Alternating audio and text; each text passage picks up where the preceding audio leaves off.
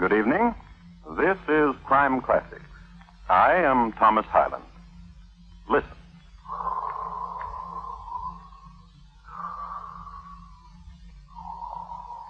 The man you hear breathing is named Thomas Edwin Bartlett. He is in bed and sleeping, breathing deep the night air of Pimlico, England. Mr. Bartlett is a heavy sleeper, a deep breather, too, rhythmical and serene, an almost lullaby quality for young Mrs. Adelaide Bartlett, his wife, who this night sleeps at the foot of his bed. Rhythmical, serene.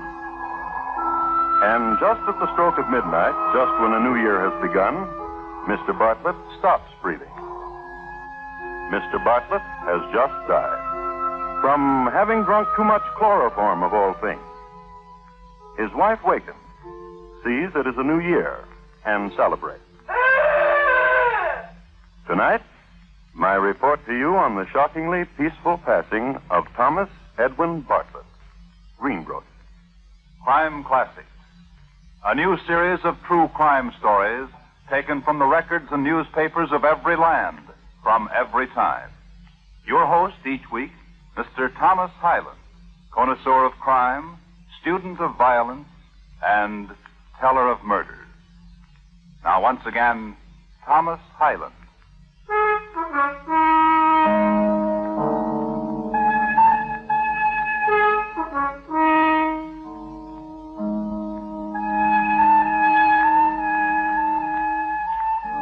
When you heard Mr. Bartlett die, it was New Year's Eve in the year 1885. Some years before this, one springtime, when Mr. Bartlett was breathing 100% perfect, he had responded to the delicate scent of a young French girl, and the aroma went right to his heart. He was suddenly in love with Adelaide Blanche de la Tremoise, age 16. Adelaide! Adelaide! Stop skipping rope. I'm talking to you.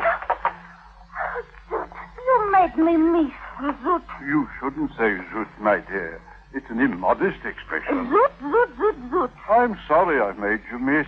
I apologize. I accept. And now will you do something for me? Anything. Of this you are sure? Anything, I swear it. Bon. Take this rope and tie an end of it to the tree. And hold the other end and turn it. And I will jump. Don't you ever get enough of the sport? Zoot, tie the rope. Very well. Adelaide, Oui? do you like me? Oh, very much. However, What? you puzzle me. Intrigue you mean? I'm glad. Puzzle me.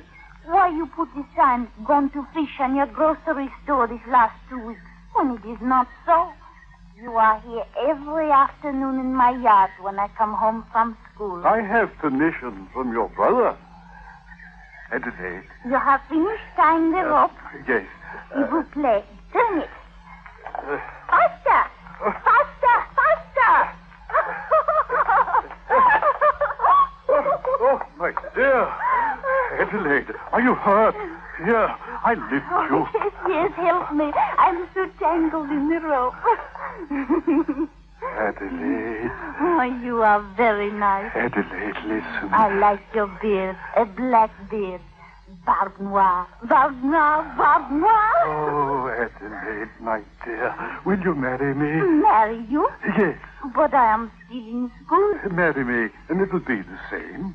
You'll still go to school. And you will help me with my lessons. Every night. And you'll play games with me and jump rope with me. I want to. I will turn and you will jump. Now. Now? Now. All right. Adelaide, Oui? will you marry me? But of course, Monsieur Barbe Noire. Adelaide. Oui? Turn the rope faster. Faster! Faster!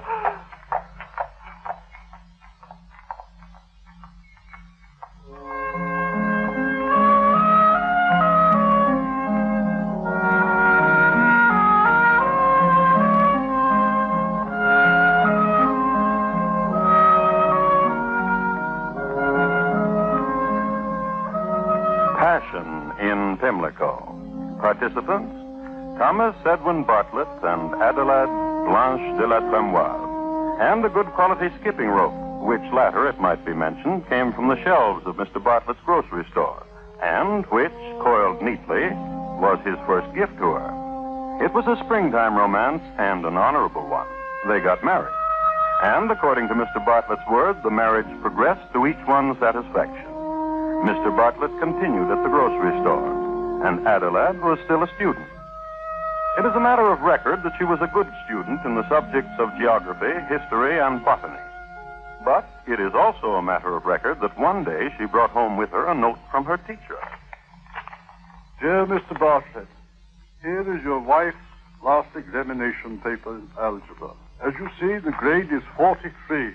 Her square roots are especially weak, as are her solving equations with two unknowns.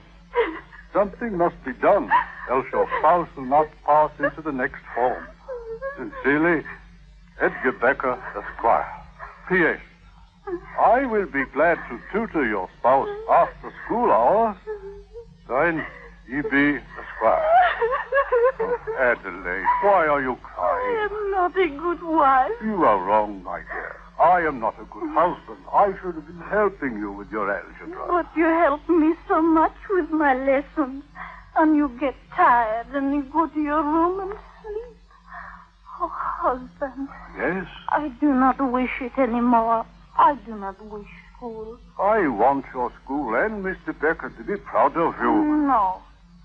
My dear, what's the matter? I do not wish to be a schoolgirl wife, but a woman wife, a mother wife. You're so young. Listen to me. A grade of 43 is nothing to fret over. By my cousin Sybil from Nottingham received 23 on her... Listen to me. No, child. You listen to me. I've failed you. I've made you ashamed of yourself. And now I'll make amends. How? I will find you a tutor. A tutor? Not Mr. Becker. Husband. Yes, child. Whatever you say.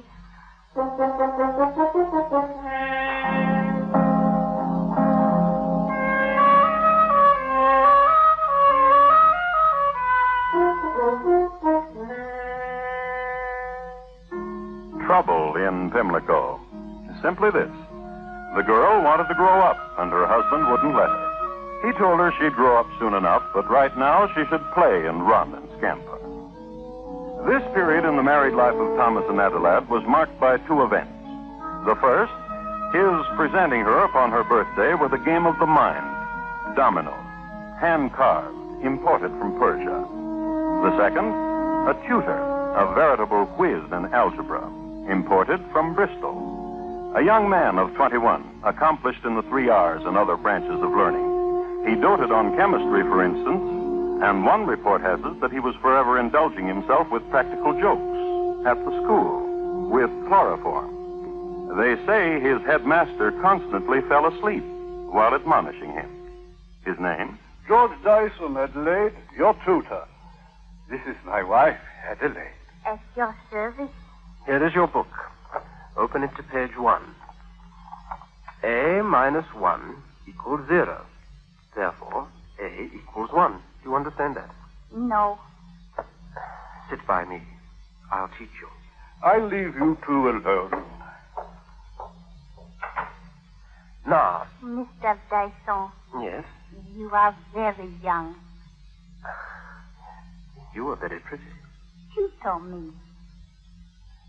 Since the minus quality of 1 changes to a positive quality as you transpose the integer to the right side of the equation mark, it is obvious then if x minus 1 equals 0, then x is equal to 1. Quite obvious indeed.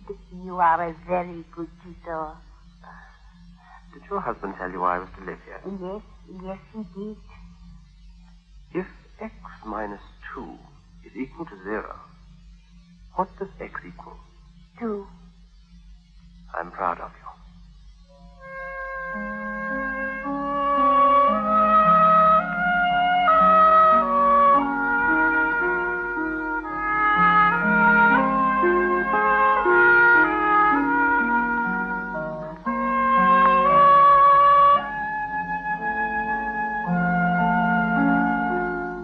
Examination time came around, and Adelaide was at the head of her class. A squared plus B squared is equal to C squared. In the next form, she shone. Algebra was her strongest subject. One day, Mr. Becker was astounded when Adelaide stood right up in class and said, The cube root of A cubed minus 3A squared B plus 3AB squared minus B cubed is A minus B. Then came geometry. George was also a whiz at this. More so. George, cher tutor. Stop that. Pay attention to your lesson. George, please. Please what? Please kiss me. First, the theorem. Two triangles are congruent when the two sides and the included angle are coincident. Please kiss me. All right. How do I earn my next kiss?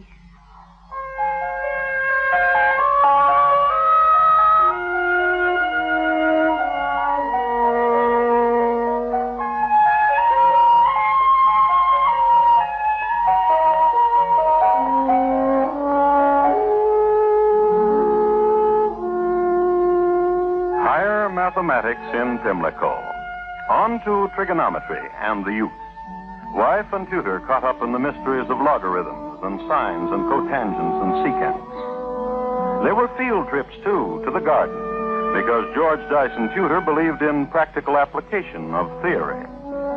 This particular late afternoon, they were endeavoring to determine the height of the flagpole in the garden, using the length and angle of the shadow cast by the pole as points of reference. It was a fine afternoon in the fall. It was an afternoon to be young. Kiss me. You always ask me to do that, Adelaide. And you always do kiss me. Now, suppose your husband should walk out here and see us. He knows about us. You're joking. I'm not. He knows. Surely. Oh, do not worry. He's... Kiss me. All right. What a lovely picture. What a lovely, awesome picture. Mr. Bartlett. Of course, kiss her, Mr. Dyson. You deserve it. You both deserve it. Master and pupil. You've done so well together. Go on, Dyson. Kiss her. Go on. Kiss her. Oh, yes. Bravo, bravo. How's trigonometry coming, Dyson? Fine. Fine. Well, cook said dinner will be ready soon. I'll call you when it is. Adelaide, What? don't you find your husband... He's a bore. I mean, strange? What happened just now? He is a bore, and I despise him. He's your husband. You shouldn't speak like that about him. I'm sorry he's my husband. What would you do if he weren't? You know. I know. But I want you to tell me. The things we talked about. If he weren't my husband. I want to tell you something about me you didn't know, Adelaide. Oh, please do.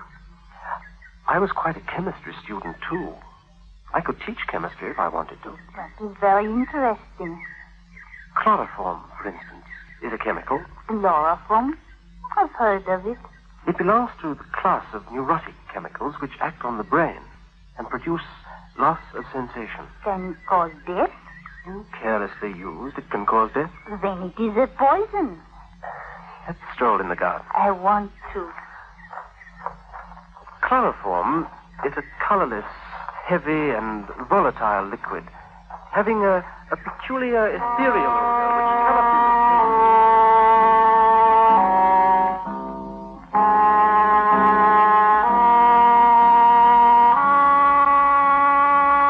And so they walked hand in hand into the sunset, and they spoke of many things: husbands, autumn roses, cabbages, kings, and chloroform, which is a very deadly poison.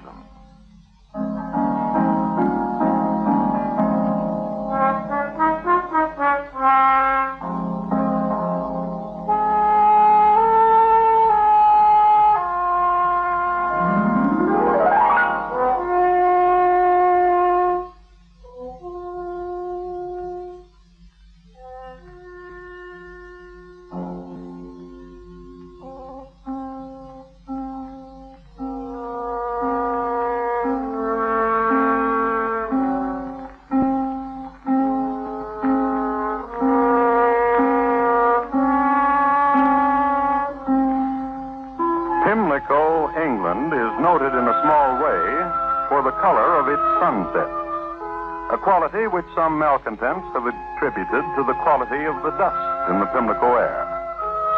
However, it's well known that the major divertisement among Pimlicans is walking into the local sunset and making plans. So, as not to defy custom, so walked Adelaide and her tutor George. You're very dear to me, Adelaide. Oh, this I know, but it is not the time to speak of it. We were speaking of other things. I used to have fun with chloroform when I went to school. Is it difficult to obtain? In large quantities, it is. However, What? it can be obtained. But there's a difficulty. Oh? It has a peculiar odor. It's easily detectable. It's almost impossible to get someone to drink it. Unless someone wanted to drink it. Who would want to? Some people, I suppose. Adelaide, Yes, George. I've noticed something about your husband. He looks poorly. He suffers. Sometimes at night he comes to my bedroom and tells me how much he suffers. From what? He's bilious. Oh, poor man. He complains of his stomach. I thought perhaps that was it. And nervous depression. At night sometimes he sits in my room, depressed. His stomach. The doctors have told him that. Has he tried mercury? Mercury? Much easier to obtain than chloroform. I could stop at the apothecary's after dinner. Do stop. His stomach is much worse after dinner. I'm hungry. Let us to dinner, Adelaide. Oh, give me your arms, dear George.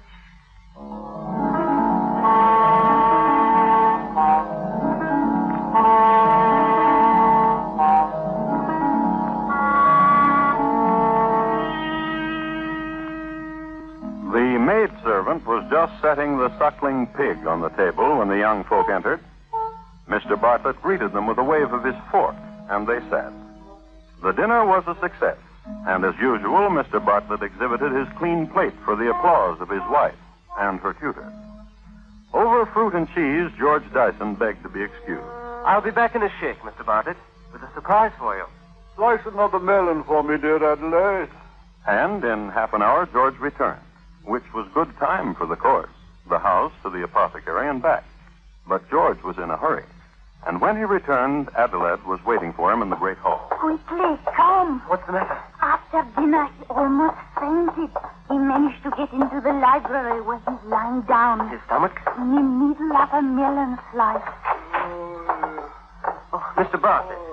Mr. Bartlett, here, I have something for you. What is it? Here now. Let me help you sit up. Adelaide, that wine glass. Yes. I have something for you, Mr. Bartlett. Something that will make you feel better. What is it? The surprise I promised you. To make your stomach feel much better. George was very good in chemistry at school. You're a good fellow, George. Drink it. Hot stuff. Here, I can't drink any more. Well, I'll leave it here beside you. Sip it when you can. You'll see that when you develop a taste for it, it will be very beneficial. You're a good fellow. Adelaide, Yes, don't worry about me. You have your things to do. yes. George and I have our lessons. I wouldn't interrupt them for the world. Go, George. Adelaide. We'll look in on you later, Mr. Bartlett. In an hour. Good fellow. Good fellow.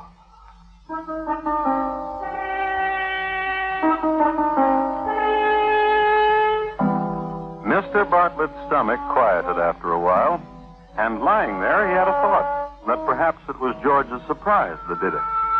So he forced himself to sip again of the glass. However, in time, Mr. Bartlett did develop a taste for mercury and made it a habit to indulge in a sip after every meal.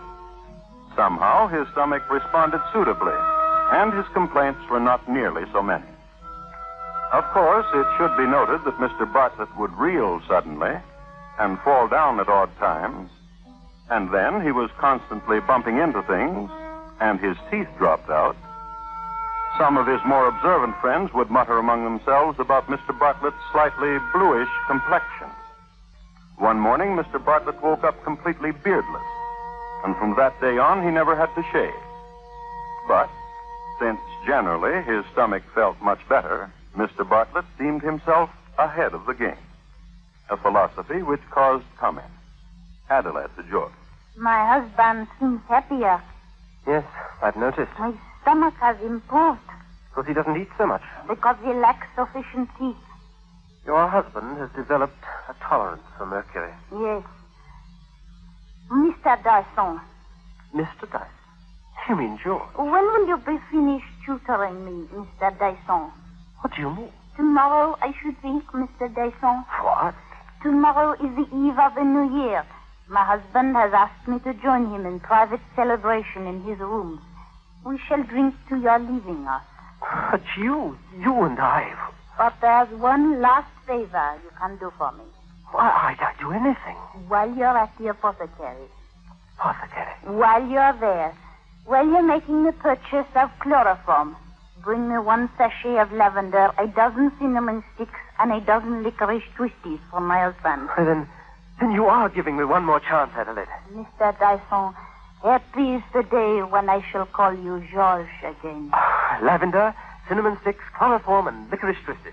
24 twisties, Mr. Dyson. Good night.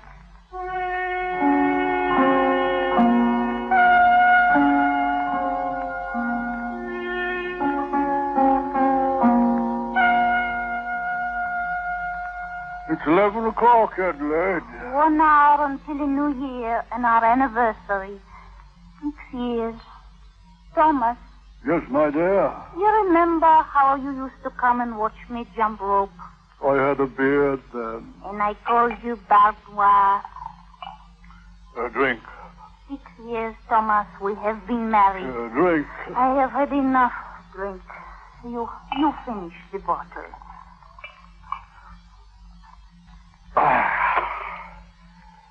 I want you to look at me, husband. Very well. Yes. When we were married, I was 16, a child, 6 years ago. Adelaide. You see, husband? No longer a child. I drink to you, a woman. Adelaide, What is it? have you drunk from this bottle? Yes, I think so. It has a pungency to it, doesn't it? Let me say. Chantilly, 1871. Must have been a strange vintage. A decided pungency. An aroma, too. Smell it. My, good. What is it? Lovely. It tassels from your nightcap. It tickles. Does it? This makes you so attractive, dear Thomas. Makes me attractive, huh? Tell cook to order a magnum. Oh, later. Finish the bottle, dear, and then I have something to tell you. All right.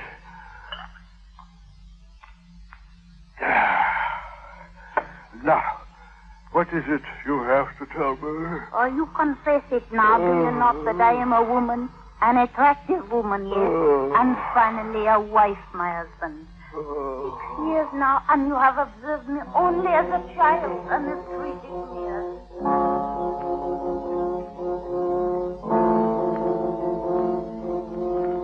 On further passage between them on this, their 6th New Year's Eve together, and their wedding anniversary, on further passage, history is obscure. It is known, however, that they were alone in the house, except for their servant. It is known, too, that 5 bottles of champagne were consumed. 2 bottles Chantilly 1871, a pungent vintage. According to the record, it has been said that a few moments before the new year was ushered in, Mr. and Mrs. Bartlett were both asleep. He stretched across the width of the bed, she at his feet. And once more, I refer you to Mr. Bartlett asleep, rhythmically. serene.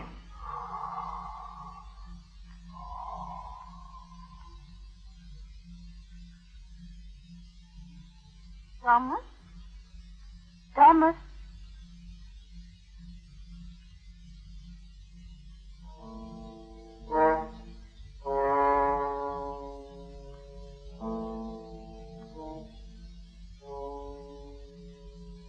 Mr. Bartlett was dead. That didn't do any good. It was another year, but not for Mr. Bartlett. For Mr. Bartlett, a post-mortem examination. For his stomach, evidence of having contained a considerable amount of chloroform. So there was a coroner's inquiry. And there was a verdict of willful murder against Adelaide Bartlett and George Dyson. At the trial, each made a statement protesting their innocence. Yes, it is true that I purchased chloroform at various apothecaries. And it is true that the total amount I purchased thereby was sufficient to cause death. However, I used the chemical merely to clean spots from my clothing. I have many pieces of clothing and believe neatness is next to righteousness. It is true also that I became attached to Mrs. Bartlett, but only because she was well versed in matters mathematical. It was a constant source of joy to me to be able to sit and speak with her of an evening of theorems and theories and postulates and corollaries. I loved my husband. He encouraged me to pursue studies of various kinds and decided to please him. On the night of his death, my husband was in good spirits and drank heavily. He, I must confess, was never more attractive. But he fell asleep, a deep sleep. From this he never awakened. I never know why.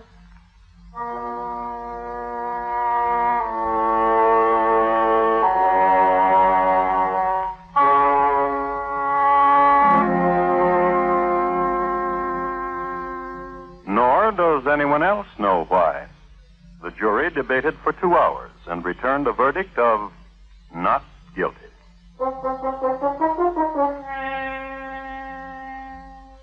History at this point again becomes obscure. It is not known whether George or Adelaide ever saw each other again, whether they ever again tasted together the dusty fruits of a Pimlico sunset, whether there were any more math lessons or talks of matters chemical. But it may be safe to assume that some of the dust breathed by the Pimlicans on evening walks, some of it has been contributed by George and Adelaide and Mr. Bartlett. You might be interested in knowing where once stood Mr. Bartlett's grocery store, now stands an apothecary. This is all the information I have.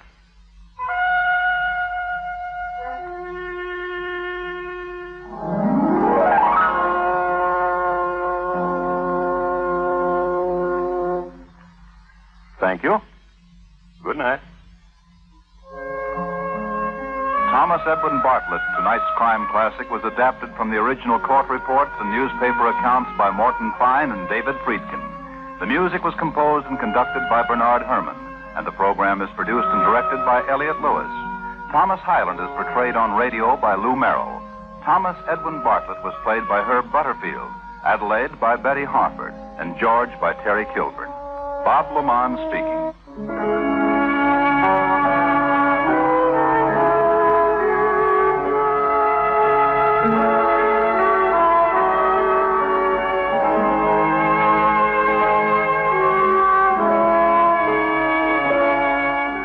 This is the United States Armed Forces Radio and Television Service.